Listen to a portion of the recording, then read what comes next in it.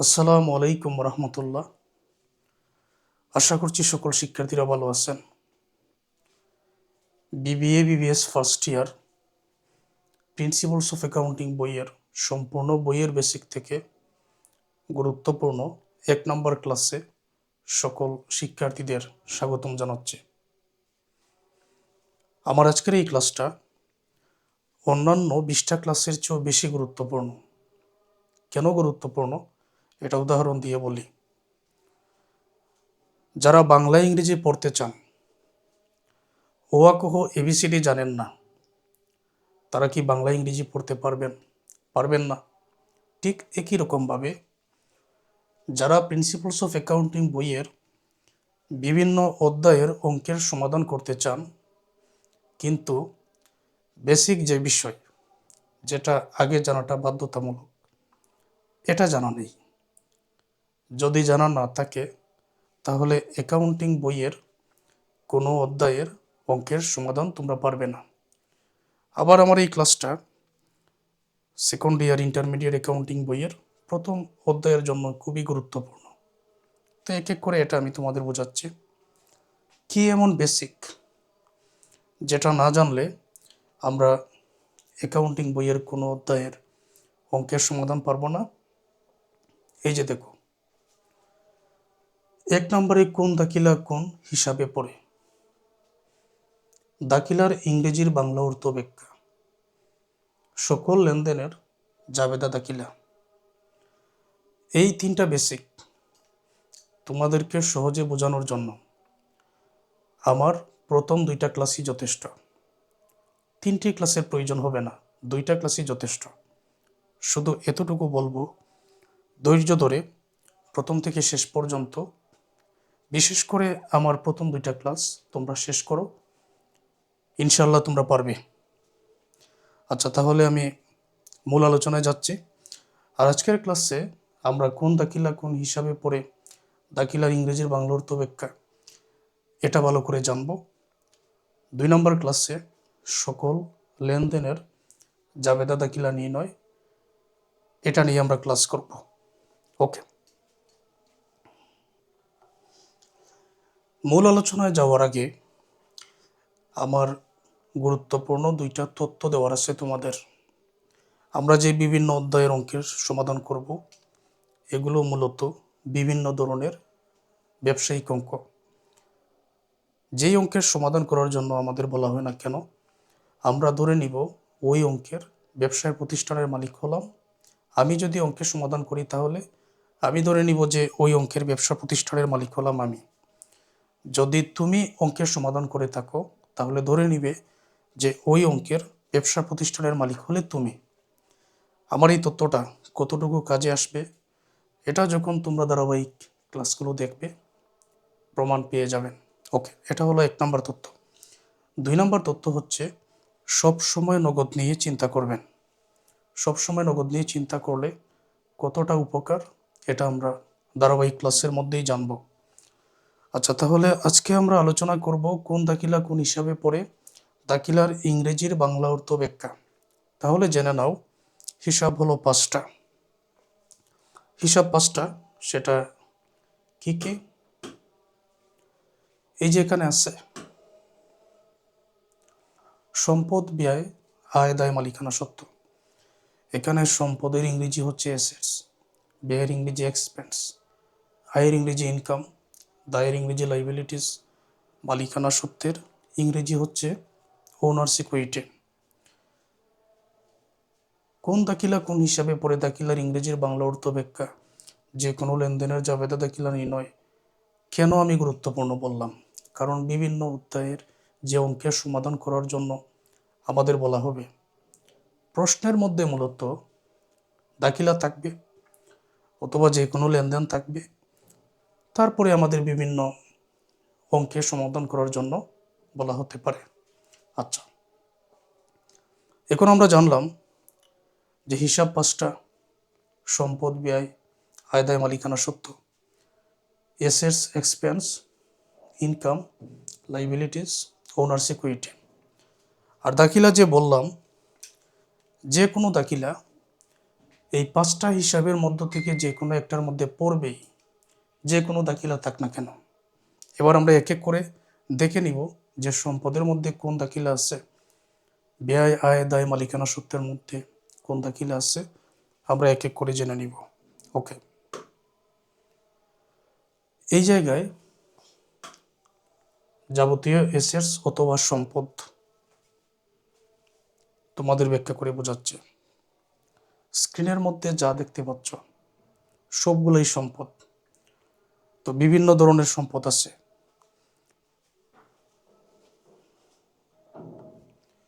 যেমন এখানে আছে কারেন্ট অ্যাসেটস, বাংলা অর্থ হচ্ছে চলতি সম্পদ। এখানে আছে ইনভেস্টমেন্ট অ্যাসেটস, বিনিয়োগ সম্পদ।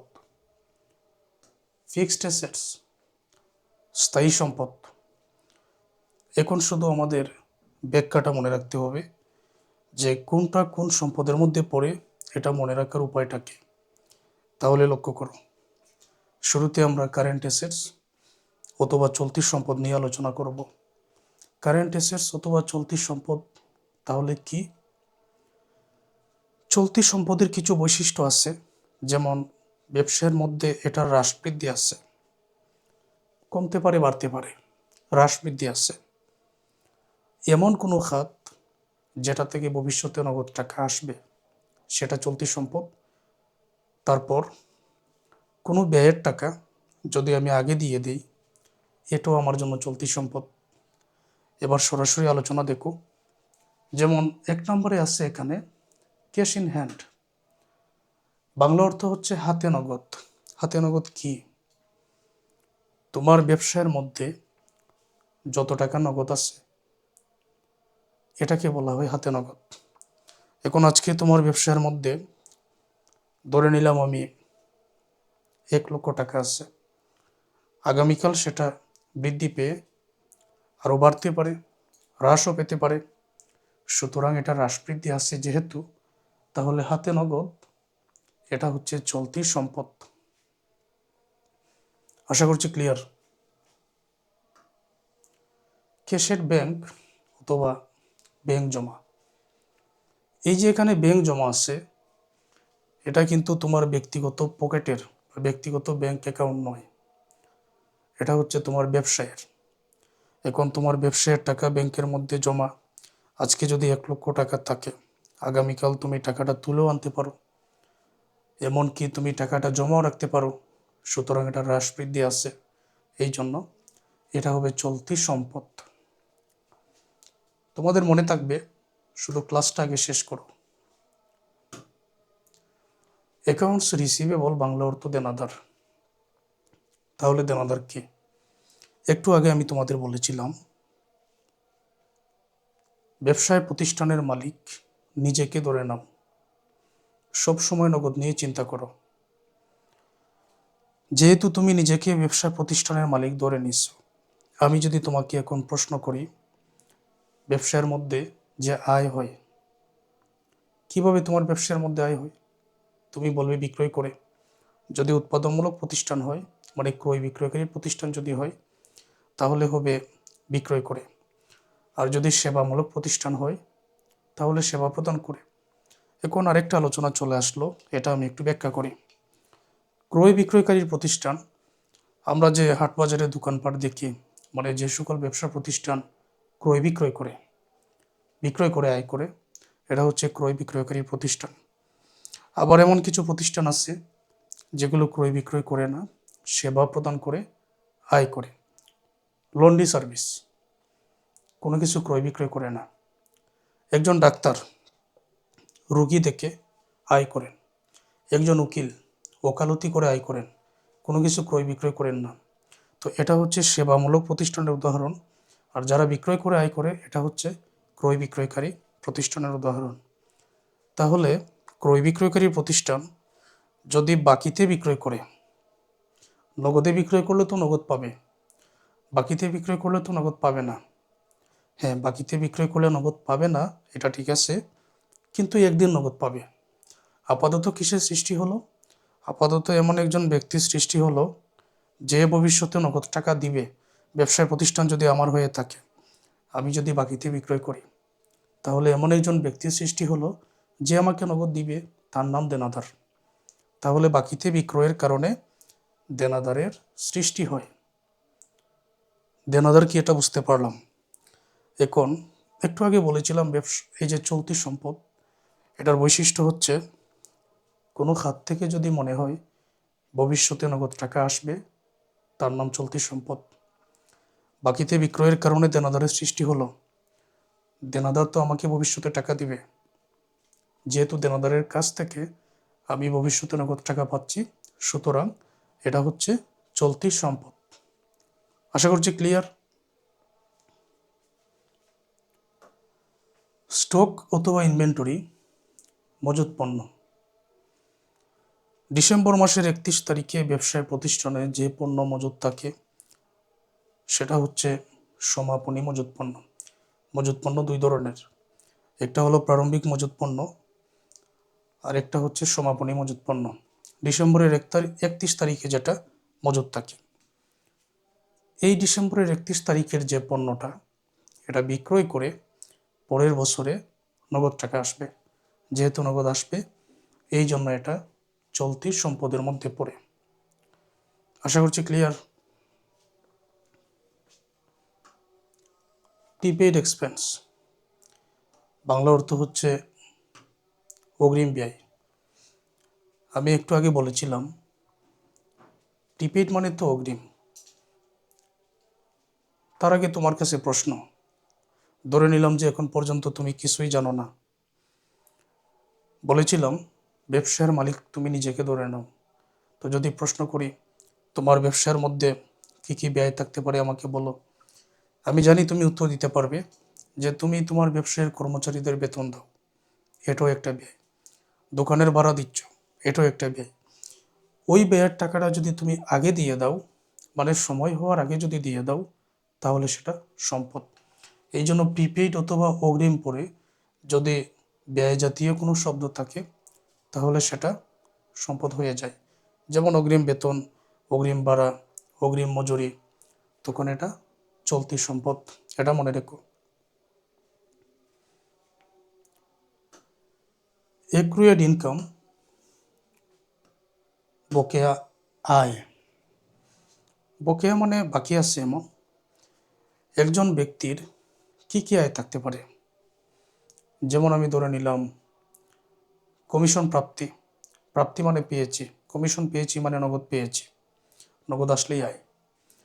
কমিশন প্রাপ্তি, ভাড়া প্রাপ্তি বা যে কোনো ধরনের আয় যদি বকেয়া থাকে, যেটা আমার আয় হইছে কিন্তু বকেয়া, বকেয়া মানে বাকি আছে এমন। তো আয়ের টাকা বাকি আছে, ভবিষ্যতে কি এটা পাওয়া যাবে না? অবশ্যই পাওয়া যাবে। যদি আয়ের টাকা যেহেতু ভবিষ্যতে চলেই আসবে, নগদ আসবে, এই জন্য এটা চলতি সম্পদের মধ্যে পড়ে। আচ্ছা, এখানে একটা তথ্য তোমরা নোট করো, কোনো শব্দের সাথে যদি রিসিভেবল অথবা প্রাপ্যকতা যুক্ত থাকে, তাহলে সেটা চলতি সম্পদ। প্রাপ্য মানে যেটা ভবিষ্যতে পাবো, প্রাপ্ত অথবা প্রাপ্তি মানে যেটা পেয়ে গেছি, প্রদত্ত মানে প্রদান, প্রাপ্য মানে যেটা ভবিষ্যতে পাবো। তো ভবিষ্যতে পাবো, এখানে আছে প্রাপ্য বিল, নোটস রিসিভেবল, প্রাপ্য বিল, যে বিলের টাকা ভবিষ্যতে পাবো। তো বিলের টাকা ভবিষ্যতে পাবো, প্রাপ্য বিল মানে যে বিল ভবিষ্যতে পাবো, বিল মানেই তো বিলের টাকা। অতএব এখানে নগদ টাকা আসতেছে, আর যেহেতু নগদ আসতেছে, সুতরাং এটা চলতি সম্পদের মধ্যে পড়ে। ক্লিয়ার? তো যে কথাটা বললাম, রিসিভেবল অথবা প্রাপ্যযুক্ত থাকলেই চলতি সম্পদ। তো আরও কিছু বলি, যেমন রেন্ট রিসিভেবল, প্রাপ্য ভাড়া। তো প্রাপ্যযুক্ত থাকলেই কিন্তু চলতি সম্পদ। সাপ্লাইজ অথবা সরবরাহ,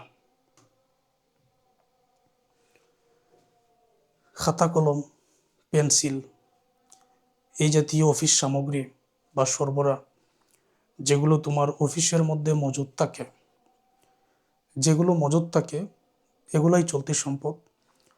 একটা উদাহরণ দিতে হয় এই জায়গায়, যেমন ধরে নাও বর্তমানে তোমার অফিসের মধ্যে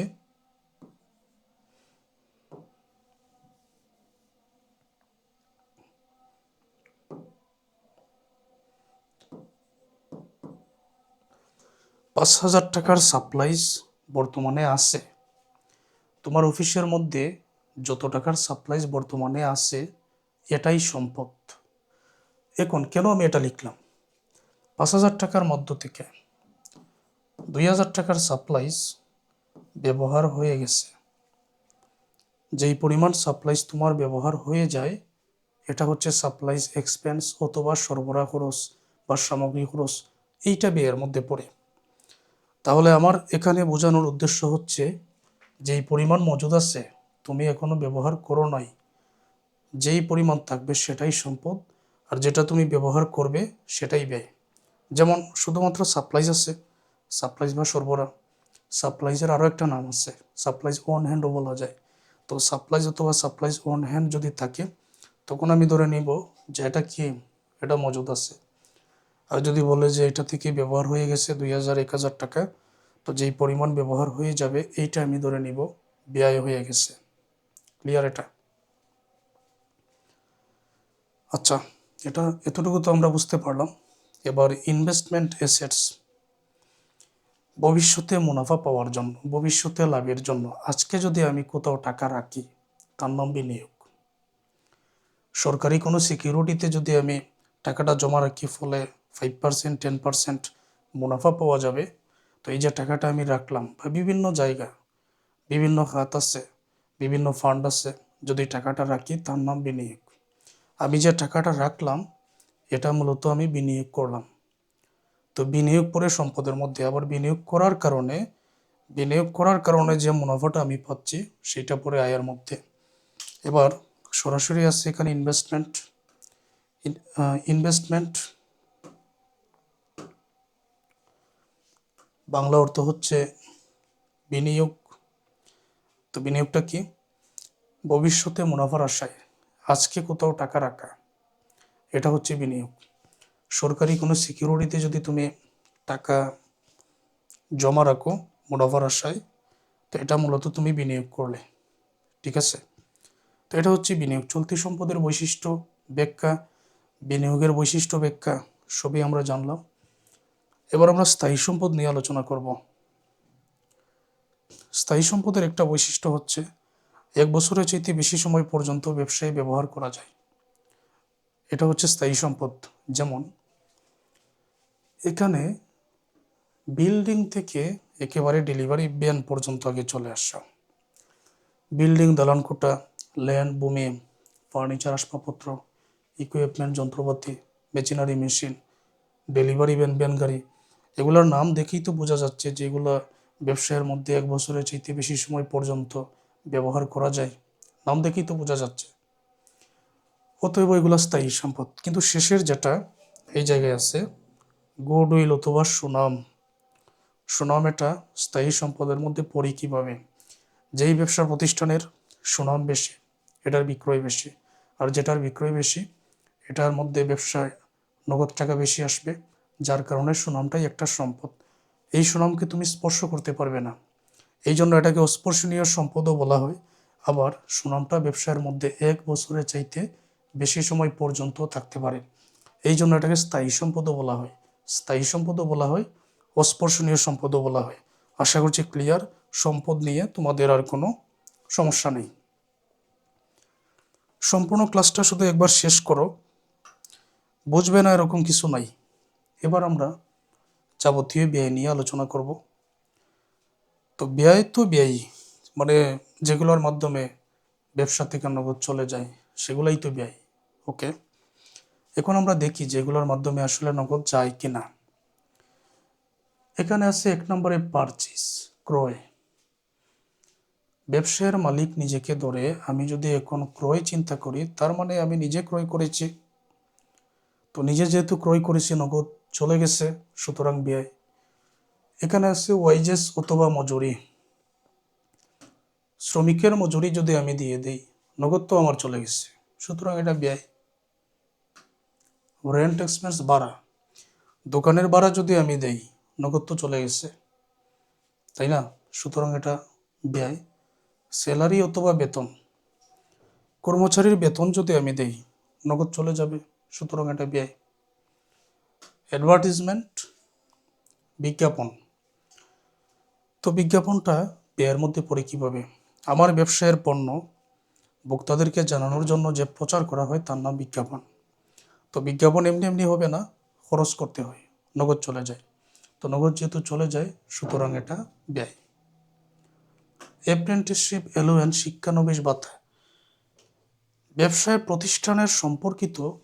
প্রতিষ্ঠান সম্পর্কিত কোনো কিছু শিখতে গিয়ে যে নগদ টাকা চলে যায়, শিখতে গিয়ে যে নগদ টাকা চলে যায় তার নাম শিক্ষানবিশ ভাতা। শিক্ষানবিশ ভাতা যেহেতু নগদ চলে যায়, ব্যয়ের মধ্যে পড়ে। এখানে আছে সাপ্লাইজ এক্সপেন্স, সরবরাহ খরচ। আমি আশা করছি এটা তোমরা বুঝতে পেরে গেছো, একটু আগে আলোচনা করেছি। 5,000 টাকার সাপ্লাই যদি আমার কাছে মজুদ থাকে, আমি যদি 2,000 টাকার সাপ্লাইজ ব্যবহার করি, তাহলে যেই পরিমাণ ব্যবহার করেছি সেটাই ব্যয়ের মধ্যে পড়ে, তাই না? আর যেটা মজুদ থাকে এটা সম্পদ।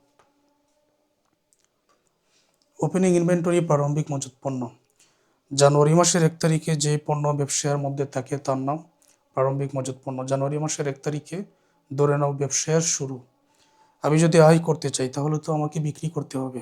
এখন কোনো পণ্য বিক্রি করার জন্য শুরুতে আমাকে ক্রয় করে আনতে হবে, তাই না? তারপরে না মুনাফা যোগ করে বিক্রি। তো জানুয়ারির 1 তারিখে যেটা আমি ক্রয় করে আনি বা যেই পরিমাণ পণ্য ব্যবসায় থাকে, প্রারম্ভিক মজুদ পণ্য। তো পণ্যটা তো এমনি এমনি আসে নাই, নগদ টাকা খরচ করে তারপরেই তো নিয়ে আসছি, সুতরাং এটা ব্যয়ের মধ্যে পড়ে। আশা করছি ব্যাখ্যাগুলো ক্লিয়ার। এবার অ্যাকাউন্ট ডেপ্ট এক্সপেন্স বা অনাদায়ী পাওনা। অনাদায়ী পাওনা কি? কোনো ব্যক্তির কাছে বা দেনাদারের কাছে, এটা কিন্তু দেনাদারের সাথে সম্পর্কিত। কোনো ব্যক্তির কাছে ধরে নাও আমি 5,000 টাকার পণ্য বিক্রয় করেছি বাকিতে বিক্রয় করার কারণে কি হলো, বর্তমানে আমার একজন দেনাদারের সৃষ্টি হলো। কোনো এক কারণে, যে কোনো কারণে আমি একেবারে নিশ্চিত যে ওই ব্যক্তির কাছ থেকে 2,000 টাকা আমি পাবো না। আমি একেবারে নিশ্চিত 2,000 টাকা পাবো না। তো যেটা আমি একেবারে নিশ্চিত পাবোই না, ওইটার নাম হচ্ছে অনাদায়ী পাওনা। তো যে টাকাটা আমি পাবো না, এটা তো আর আমার আয় হতে পারে না, এটা তো অবশ্যই ব্যয়।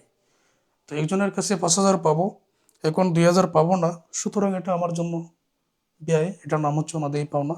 আশা করছি ক্লিয়ার।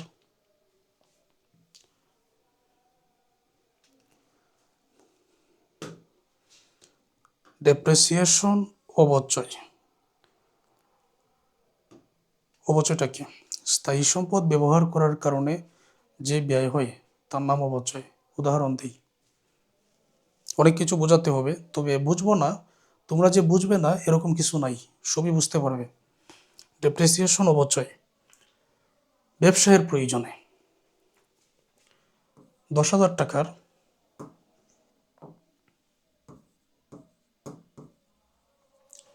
ব্যবসায়ের প্রয়োজনে 10,000 টাকার একটা যন্ত্রপাতি তুমি ক্রয় করেছ, যন্ত্রপাতি ব্যবহার করছো। আচ্ছা, এটা 3 মাস ব্যবহার করা শেষ। এখন যদি তুমি এটা বিক্রি করতে চাও তাহলে কি 10,000-এ বিক্রি করতে পারবে? পারবে না।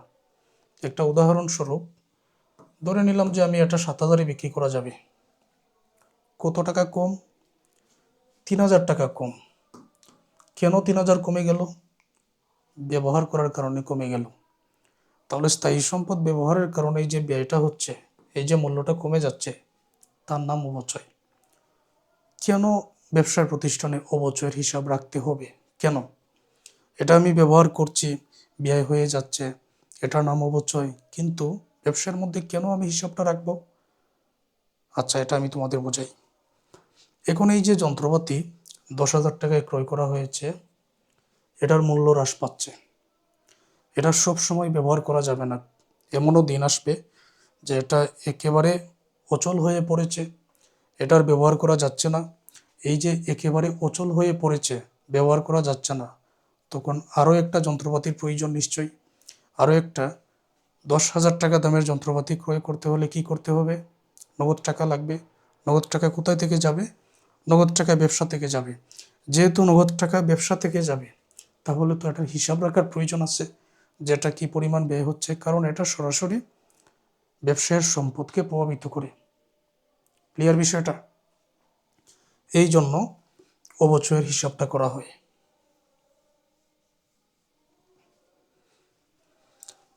আচ্ছা, আমরা এতটুকু বুঝতে পারলাম।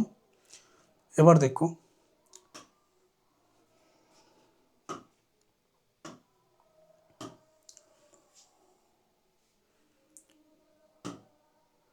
সানডে এক্সপেন্স অথবা মিসসেলেনিয়াস এক্সপেন্স মানে বিবিধ খরচ, ছোটোখাটো নাম না জানা যে খরচ আছে এগুলাই হচ্ছে বিবিধ খরচ।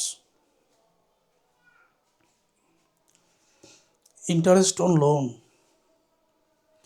কোথাও থেকে ঋণ নিয়েছে, ফলে সুদ দিতে হচ্ছে, নগদ তো চলে যাচ্ছে, সুতরাং এটা ব্যয়। ব্যাংক চার্জ, ব্যাংকে যে লেনদেন করো এটার জন্য ব্যাংক যে চার্জ কেটে রাখে, তো এটা ব্যয়ের মধ্যে পড়ে। সেলস রিটার্ন অ্যানুয়ান্স, বিক্রয় ফেরত। তাহলে বিক্রয় ফেরত এটা কি? যখন আমি কোনো কিছু বিক্রি করব, বিক্রি করার পরে যদি ফেরত পেয়ে যাই তার নাম বিক্রয় ফেরত। উদাহরণস্বরূপ, আমি 10,000 টাকার পণ্য বিক্রি করেছি, বিক্রি করার ফলে প্রথমে 10,000 টাকা আমার ব্যবসার মধ্যে এসেছে, বিক্রি করার পরে পণ্যটা আবার আমি ফেরত পেয়ে গেলাম। এখন এই 10,000 কি আমি আমার কাছে রাখতে পারবো না। কি করতে হবে? পুনরায় 10,000 টাকা ফেরত দিতে হবে। এখন কিন্তু নগদটা চলে যাচ্ছে, আর নগদ চলে যাওয়া মানেই ব্যয়। মানে তোমাদের মনে রাখার জন্য এই উদাহরণটা দিলাম। আমি বিক্রয় করেছি কোনো পণ্য, এটা তো ফেরত পাওয়ার জন্য বিক্রি করি নাই, ফেরত পেয়ে গেছি মানে আমার এটা ব্যয়। এখন প্রথমে যদি বিক্রি করি নগদ আসবে, আবার যদি আমি পণ্যটা ফেরত পেয়ে যাই তাহলে আমার নগদ চলে যাবে। তো নগদ যেহেতু চলে যায় সুতরাং এটা ব্যয়। এটা হচ্ছে মনে রাখার কৌশল। এখানে আছে ইন্টারেস্ট অন ক্যাপিটাল, মূলধনের সুদ। টাকা পয়সা, সম্পত্তি, যা কিছু নিয়ে তুমি ব্যবসা শুরু করো তার নাম মূলধন। আমার কাছে যদি এখন 10 লক্ষ টাকা থাকে আর আমি যদি ব্যবসা শুরু করি তাহলে সুদের কোনো প্রয়োজন নাই, যেহেতু এখানে সুদ কথাটা আসছে, তার মানে এমন কোনো জায়গা থেকে টাকা নিয়ে মূলধন গঠন করে ব্যবসা শুরু করা হয়েছে, ফলে সুদ দিতে হচ্ছে। এই জন্য ইন্টারেস্ট অন ক্যাপিটাল বা মূলধনের সুদ ব্যয়ের মধ্যে পড়বে, কারণ এমন কোনো জায়গা থেকে টাকা নিয়ে মূলধন গঠন করে ব্যবসা শুরু করা হয়েছে, ফলে সুদ দিতে হচ্ছে। এই জন্য এটা ব্যয়ের মধ্যে পড়বে। এখানে যা আলোচনা করলাম সবগুলাই ব্যয়। আর এগুলা যে ব্যয়, আশা করছি এটা মনে রাখাটা তোমাদের জন্য কঠিন নয়।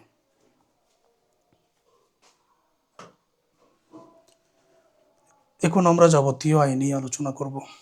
আয়ের সংজ্ঞা এরকম: যখনই মনে হবে আমার ব্যবসার মধ্যে নগদ এসেছে তখনই এটা আয়। যেমন 1 নম্বরে আছে সেলস অথবা বিক্রয়। আমি যদি বিক্রয় করি তাহলে তো আমার ব্যবসার মধ্যে নগদ আসবে, নগদ যেহেতু এসেছে সুতরাং এটা আয়। ইন্টারেস্ট অন ইনভেস্টমেন্ট, বিনিয়োগের সুদ। ভবিষ্যতে মুনাফার আশায় এমন কোনো জায়গায় টাকা জমা রাখলাম, এটার নাম বিনিয়োগ। আর বর্তমানে বিনিয়োগ করার কারণে যে মুনাফাটা আমরা পাচ্ছি, তখন এটা কি হয়ে গেল?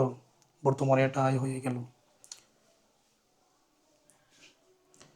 কোনো শব্দের সাথে যদি রিসিভড অথবা প্রাপ্তি যদি থাকে তখন এটা আয়। প্রাপ্তি মানেই তো পেয়ে গেছে। যেমন এখানে আছে কমিশন রিসিভড, কমিশন প্রাপ্তি। তো কমিশন প্রাপ্তি মানেই তো নগদ প্রাপ্তি, নগদ পেয়েছে। ইন্টারেস্ট অন ব্যাংক, ব্যাংক জমার সুদ। ব্যাংকে টাকা জমা রাখার ফলে যে মুনাফা অথবা সুদ পাচ্ছ, এটাই হচ্ছে ব্যাংক জমার সুদ, আয়ের মধ্যে পড়ে। অ্যাপ্রেন্টিসশিপ প্রিমিয়াম, শিক্ষানবিশ সেলামি। ব্যবসায় প্রতিষ্ঠান ব্যবসায়িক কোনো কাজ শিখিয়ে কাউকে, কোনো ব্যক্তিকে যখন আয় করে বা নগদ টাকা পায় তার নাম হচ্ছে শিক্ষানবিশ সেলামি, অ্যাপ্রেন্টিসশিপ প্রিমিয়াম, শিক্ষানবিশ সেলামি। তো এটাই হচ্ছে আয়ের মধ্যে পড়ে, কারণ এক্ষেত্রে নগদ আসতেছে।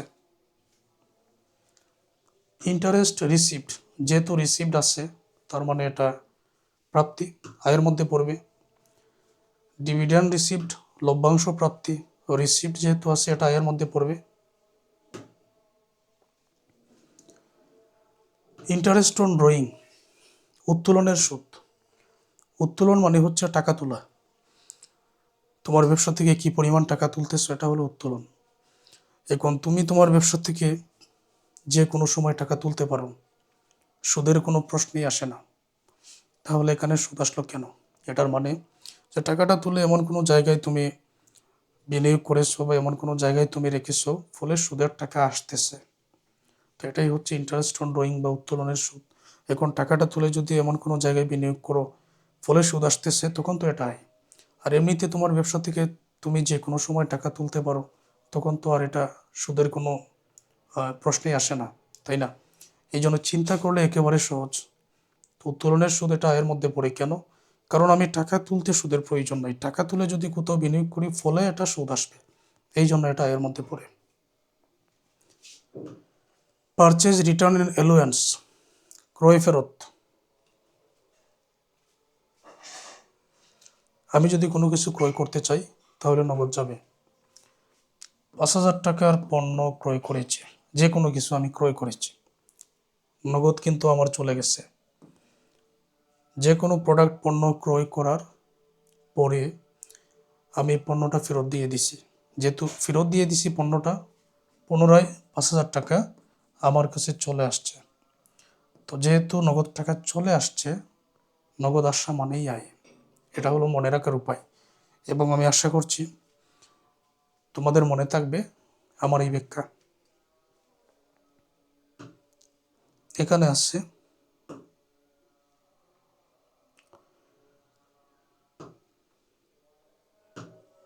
সার্ভিস রেভিনিউ, সেবায়। একটু আগে বলেছি ক্রয় বিক্রয়কারী প্রতিষ্ঠান কোনো কিছু বিক্রি করে আয় করে, আর সেবামূলক প্রতিষ্ঠান কোনো কিছু বিক্রি করে না, সেবা প্রদান করে। যেমন লন্ড্রি সার্ভিস বা একজন উকিল, ডাক্তার কোনো কিছু বিক্রি করেন না, সেবা প্রদান করে তারা আয় করেন।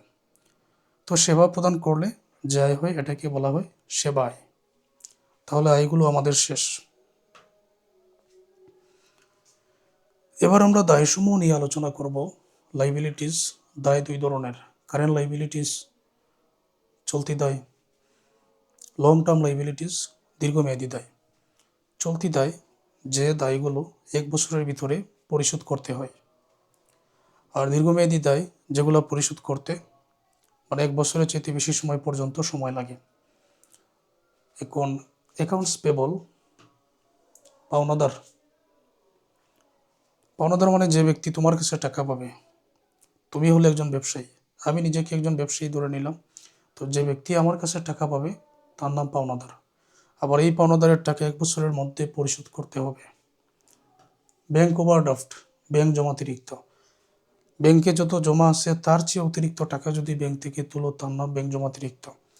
ব্যাংকে যত টাকা তোমার জমা আছে সেটা তুমি তুলতেই পারো, কিন্তু অতিরিক্ত টাকা তুললে ব্যাংকে সেটা পরিশোধ করতে হবে, এই জন্য এটা দায়ের মধ্যে পড়ে।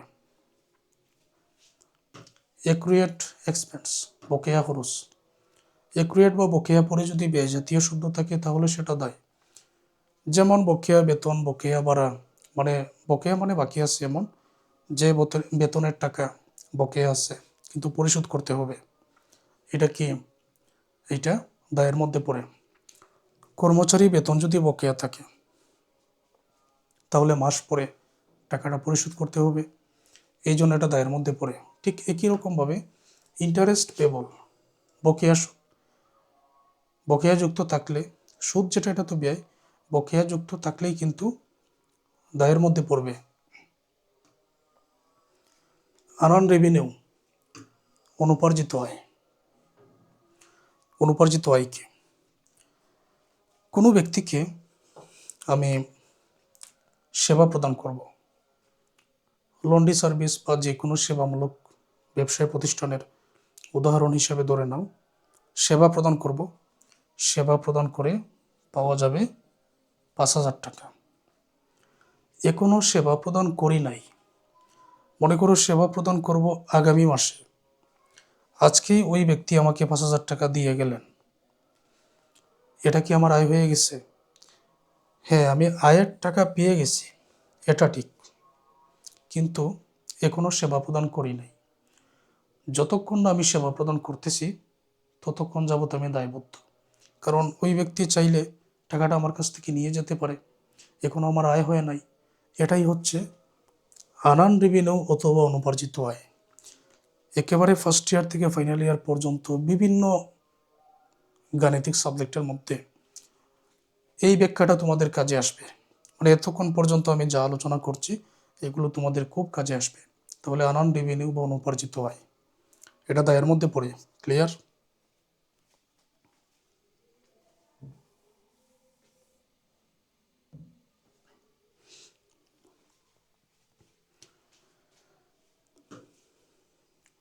নোট পেবল, প্রদেয় নোট, প্রদেয় নোট বা প্রদেয় বিল, যেই বিলের মধ্যে লেখা থাকে যে 3 মাস পরে সুদে আসলে নগদ টাকা পরিশোধ করতে হবে, সুতরাং এটা দায়ের মধ্যে পড়ে।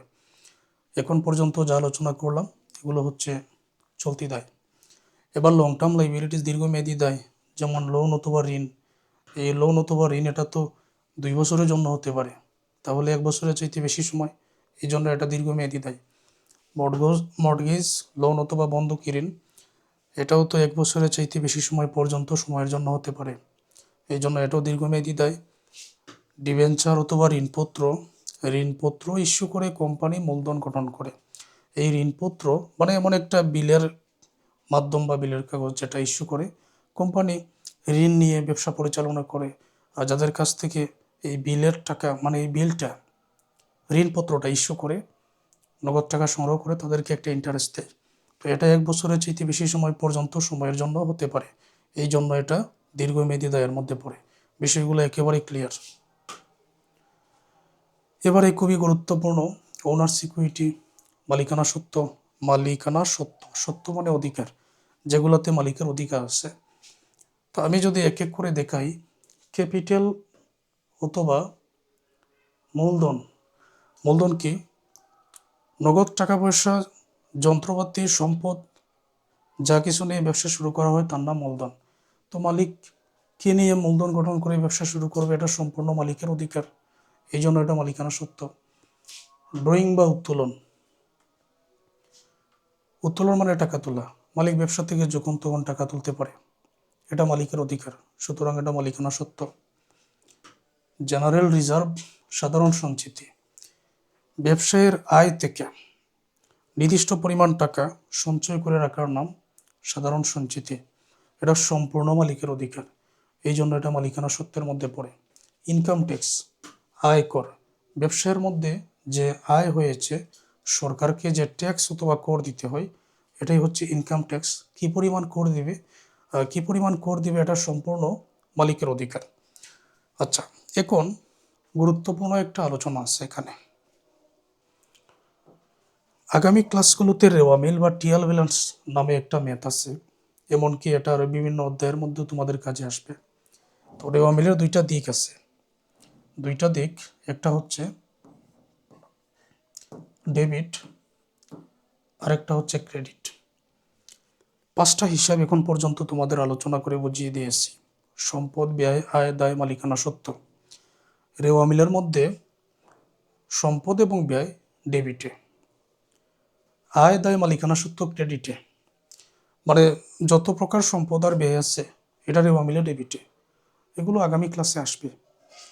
আর ক্রেডিটে আয়, দায়, মালিকানা সত্ত্ব, কিন্তু সকল মালিকানা সত্ত্ব ক্রেডিটে নয়।